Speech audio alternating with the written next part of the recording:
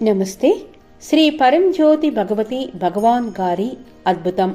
జమ్మికుంటకి చెందిన రేణుకా గారు తనకు కలిగిన అనుభవాన్ని ఇలా పంచుకుంటున్నారు. శ్రీ పరంజ్యోతి భగవతి భగవాన్ దీక్షా దర్శనంలో పాల్గొనే మహద్భాగ్యం నాకు లభించింది. ఈ దివ్యమైన అనుభవానికి ముందు నా అంతరంగం ప్రతి క్షణం తీవ్రమైన దుఃఖంతో నిండి ఉండేది. నా జీవితాన్ని ముగించి ఈ అస్తిత్వం నుండి విముక్తి పొందాలని నేను కోరుకునేదాన్ని. బాహ్య సవాళ్లు ఇంకా ఇంట్లో అభ్యంతరాలు ఉన్నప్పటికీ నేను శ్రీ పరంజ్యోతి భగవతి భగవాన్ కృపా సంకల్పంపై పూర్తిగా ఆధారపడి దర్శనానికి వెళ్ళాను.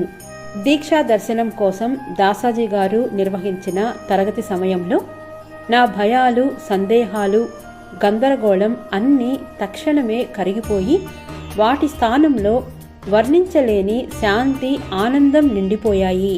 శ్రీ పరంజ్యోతి భగవతి భగవాన్ దివ్య సన్నిధిలో నన్ను నేను పూర్తిగా మర్చిపోయాను. మమ్ము చెప్పమని నిర్దేశించిన ఆ 3 పవిత్ర పదాలను కూడా నేను పలకలేకపోయాను.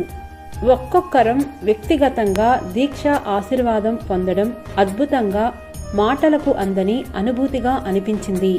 ఇంటికి తిరిగి వచ్చిన తర్వాత నా బాహ్య పరిస్థితులు అలాగే ఉన్నప్పటికీ నా అంతరంగ ప్రపంచం పూర్తిగా పరివర్తన చెందింది. ఒకప్పుడు నన్ను ఆవరించిన నిరాశ అదృశ్యమైంది. జీవితంలోని సవాళ్లు ఇప్పుడు నన్ను తాకకుండా, కలవరపరచకుండా నా గుండా సులభంగా సాగిపోతున్నాయి. రాత్రి పొద్దుపోయే వరకు పనిచేసినప్పటికీ అలసట లేదు.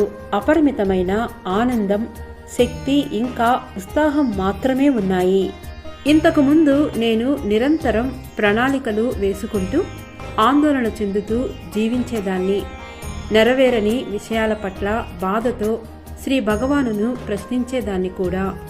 ఈసారి నేను పూర్తిగా శరణాగతి చెంది నా కోసం, నా కుటుంబం కోసం ముక్తి లేదా జాగృతి కోసం మాత్రమే ప్రార్థించాను. ఈ అంతర్గత స్వేచ్ఛే గొప్ప బహుమతి అని ఇప్పుడు నాకు అర్థమైంది.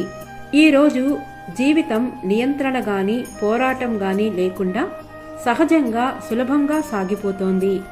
దైవానుగ్రహ మార్గదర్శకత్వంలో ప్రతిదీ సజావుగా జరుగుతున్నది. అత్యంత కృతజ్ఞతతో నేను శ్రీ పరంజ్యోతి భగవతి భగవాన్ పాదపద్మాలకు నా హృదయపూర్వక ప్రణామాలను సమర్పించుకుంటున్నాను.